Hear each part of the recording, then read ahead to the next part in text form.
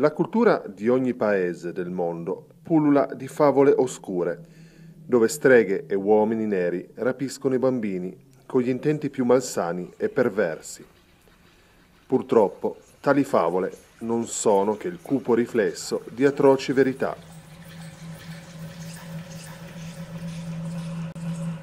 Barcellona, inizio del Novecento.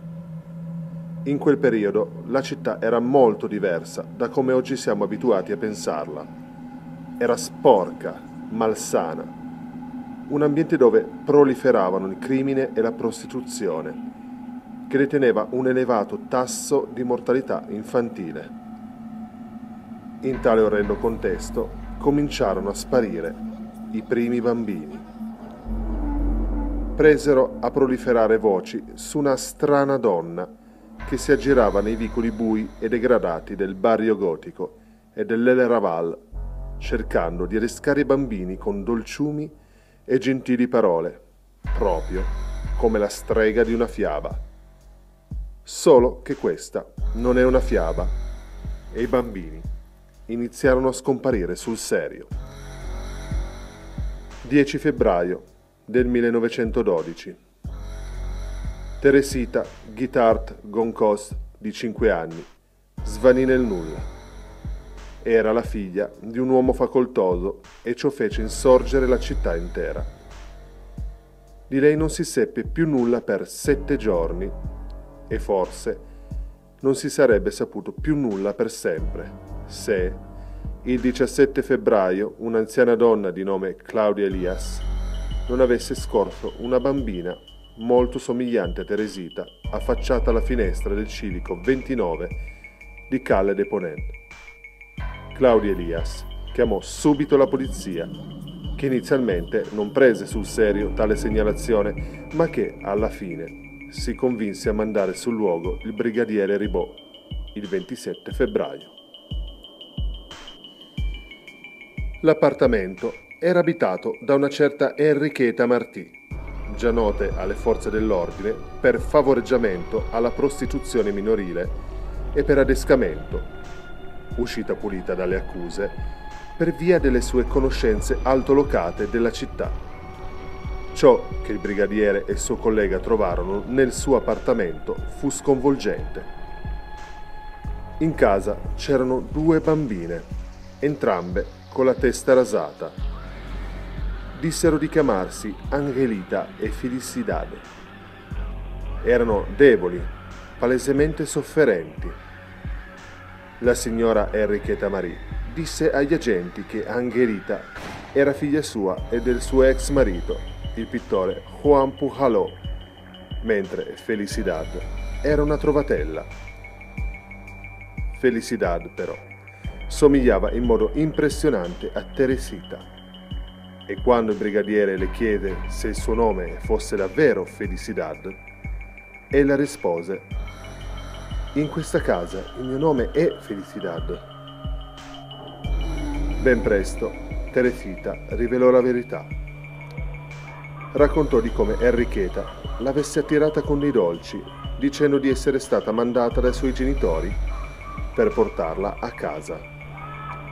In seguito l'aveva avvolta in un telo nero e trascinata via di peso.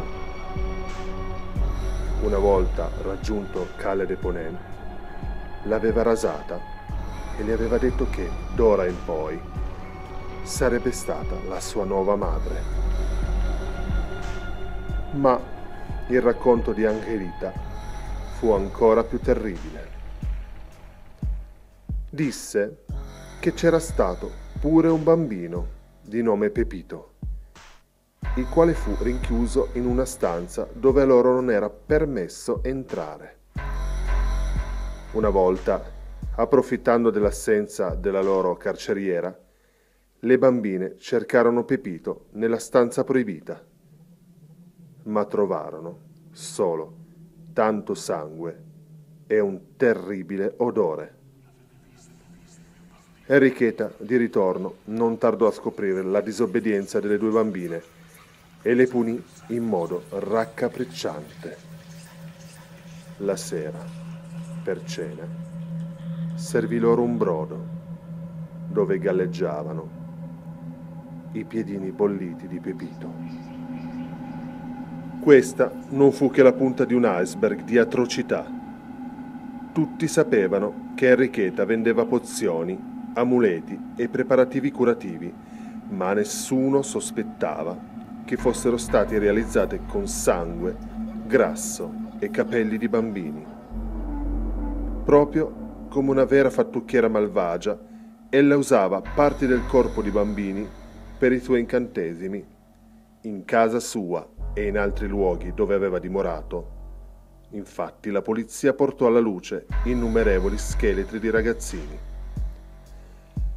Fu rinvenuto anche un libro che a tutta prima parve quasi un manuale di magia, con strane formule, in un linguaggio incomprensibile ma che si rivelò ben di peggio. Le formule erano i nomi in codice di ricche personalità di Barcellona, alle quali la fattucchiera vendeva a caro prezzo i suoi preparati diabolici. I momenti successivi all'arresto della strega di Barcellona furono carichi di tensione. Una folla si radunò con il chiaro intento di un linciaggio. Enricheta Marie fu processata e chiusa nel carcere femminile di Reina Amalia, in attesa di una condanna a morte che non fu mai eseguita. Non dalle autorità, almeno. Il 12 maggio del 1913, le compagne di cella di Enricheta Marie la uccisero senza pietà. Le vittime accertate della strega di Barcellona furono 12, ma si sospetta che ce ne siano state molte altre, nascoste chissà dove. Di tante di esse non si conosce neppure il nome.